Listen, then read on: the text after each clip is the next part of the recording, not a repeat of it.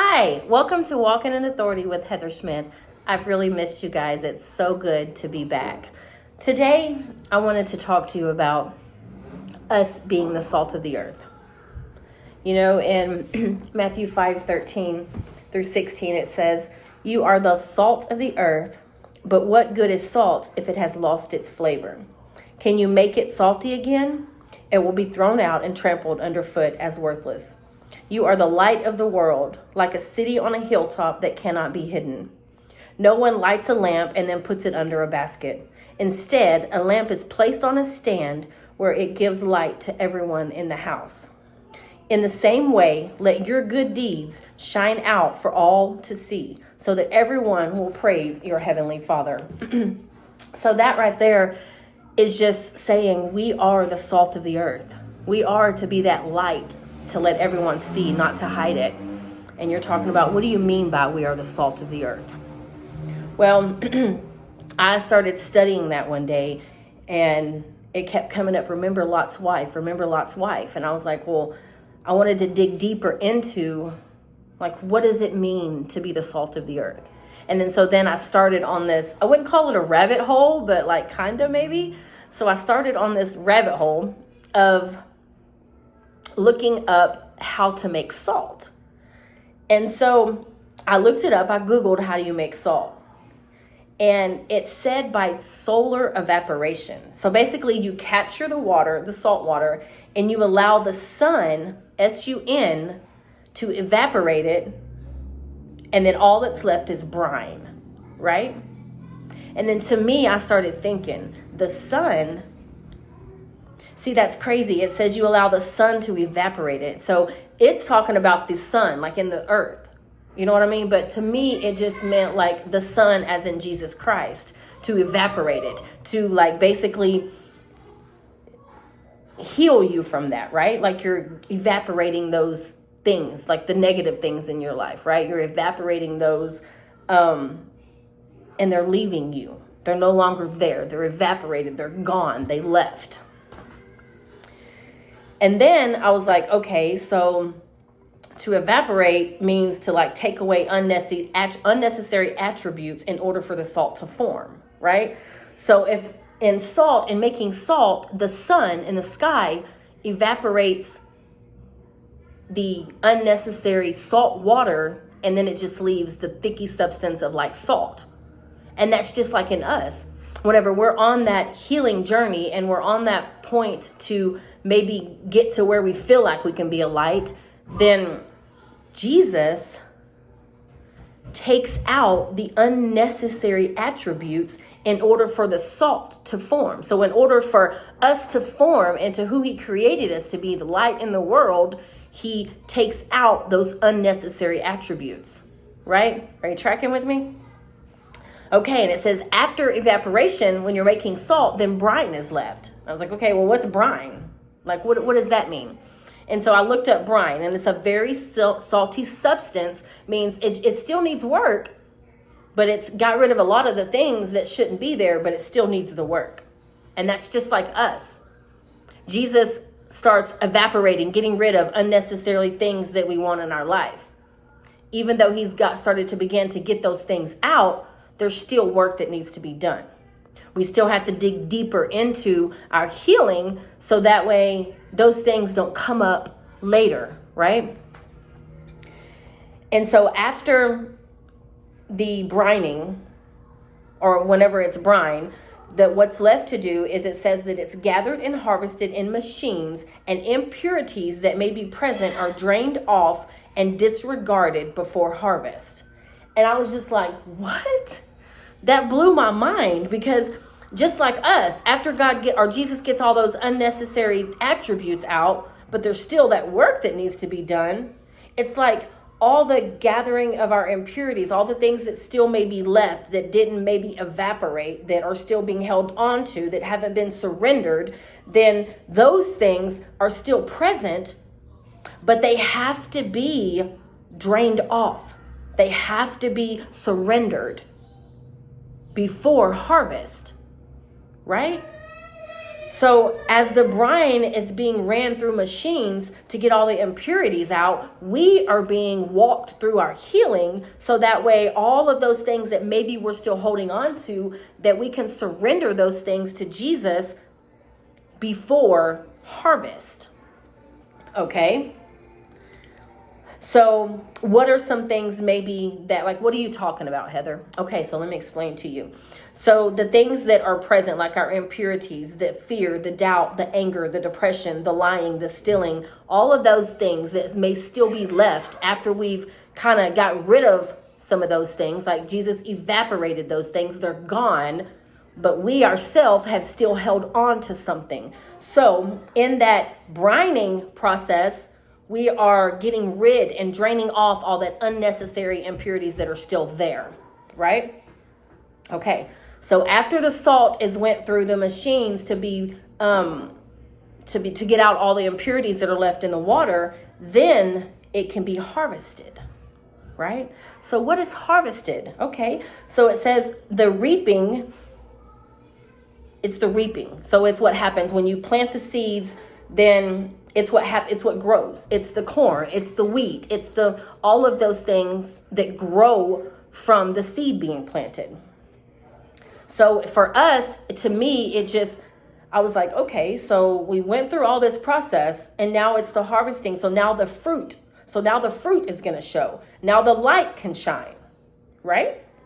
You went through all of this process. Jesus took out all of those imperfections. He evaporated all of those attributes that didn't need to be there. So that way that we could form. But after that, there's still stuff that's left there. Stuff that we like to hold on to.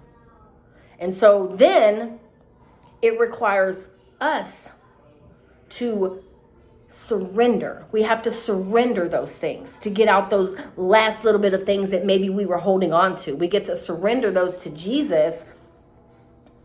And just like in the brining process that's put through a machine to harvest it, we're just put into our healing process. So that way those impurities can be no longer there. They're drained off. They're not there. We surrender them to Jesus. So they're no longer going to hinder our harvest, right? And then during our harvest season, that's whenever we begin to see the fruit. That's whenever we begin to have the joy, the peace, the happiness, the love, the grace, the mercy, all of those things that we can show to others because we went through that healing process. And so I was reading this and I was just like, it blew my mind. And I was like, wow. So God talks about it in the Bible a lot about being the salt of the earth. We are the light of the world, right? But salt has to go through a certain process to be that light in the world, or to be the salt that it was always intended to be, right? And just like for us, we were always intended to be that light. We were created to be the light of the earth, to spread and talk about Jesus to others. And I never really understood what he meant by that. But whenever I started researching and digging deeper into how is salt formed, how is salt created, and I looked at all of the things that it said, and I was just like, what? Like, that's crazy.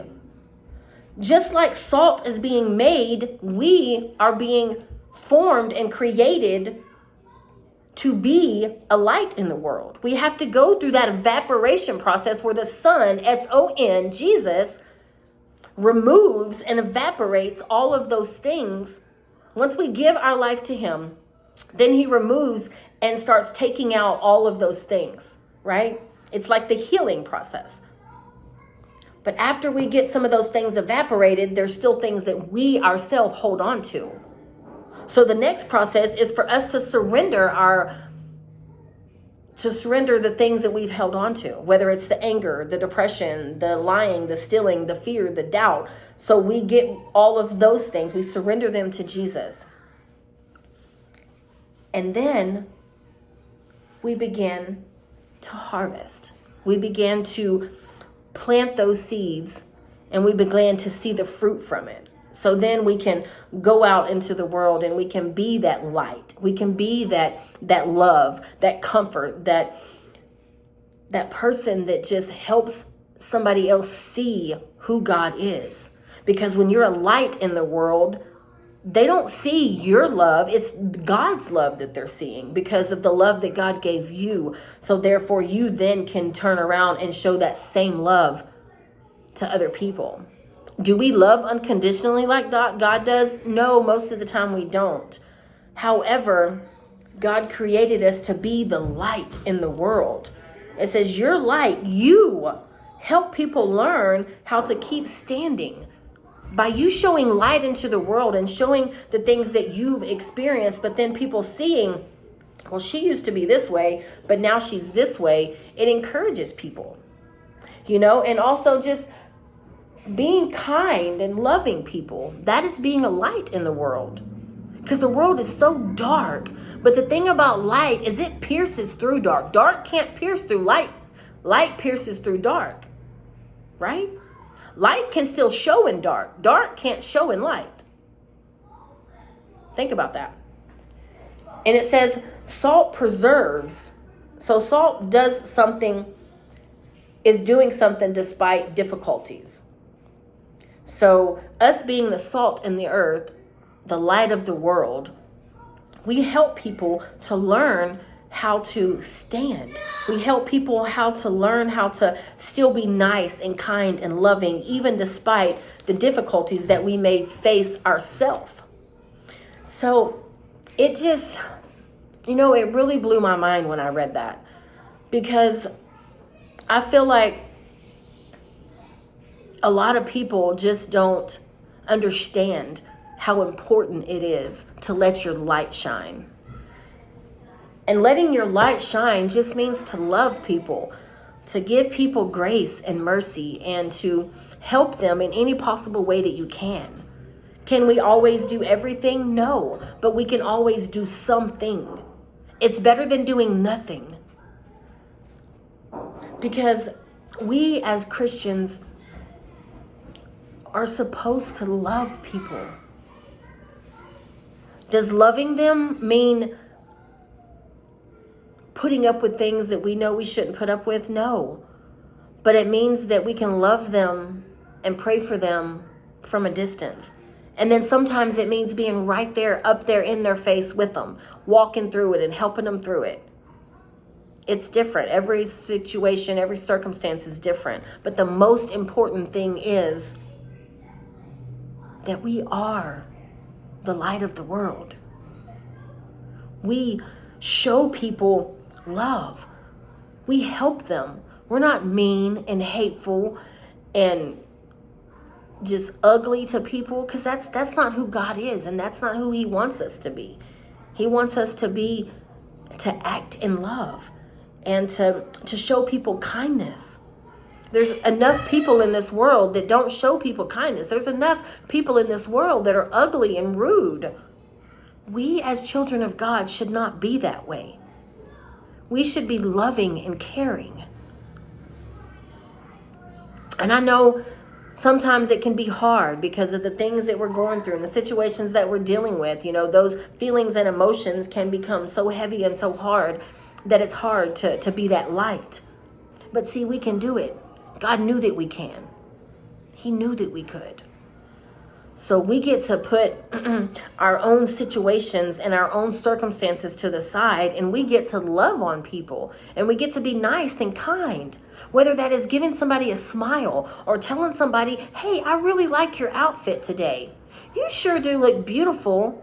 Or, man, where did you get those boots? I need those. Or, you know what? You're really doing a great job. I really see you doing an amazing job around here. It's just little small things like that that can completely change somebody's entire day. So today I want to encourage you to be the light in the world, regardless of what your situation looks like, regardless of what you're going through. Be that light. Be kindness. Be love. Be grace. Be mercy. Show forgiveness. Forgiving someone doesn't mean that you have to allow them back in your life, but that's part of being a light of the world, is forgiving people and just moving on. We get to do that. So I pray that you go about your days being kind and loving and helping people whenever you can. Because that's what God wanted us to do. He tells us we are the light of the world. We're the salt of the earth. People need that. There's too many people in this world that are hurting. Too many people in this world that are going through a whole lot of things. So we as children of God need to be that hope for them. We need to be that light in this dark world for them. So I tell you, as you go about your day, let your light shine. We don't put it under a bushel. We let it shine. So let that light shine.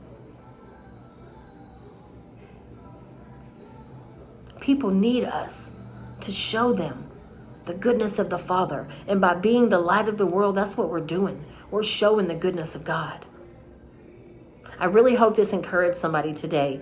You know, on some Thursdays, I do Testimony Thursday. So if you're feeling like, you know what, I'm ready to share my testimony. Maybe you've been feeling urged to share your testimony. Well, this is the platform you can do that. People need to hear what you have to say. Your voice matters. Your story matters. It will change lives. So if that is you, please reach out to me, whether you watch this on YouTube or Facebook or Spotify. Reach out to me. I would love to have you as a guest. I pray you have an amazing night, and I pray that this really hit home for you, and you from now on will go about your day being the light in the world. I pray you have a great night, and remember, you're awesome, you're amazing, and you walk in authority.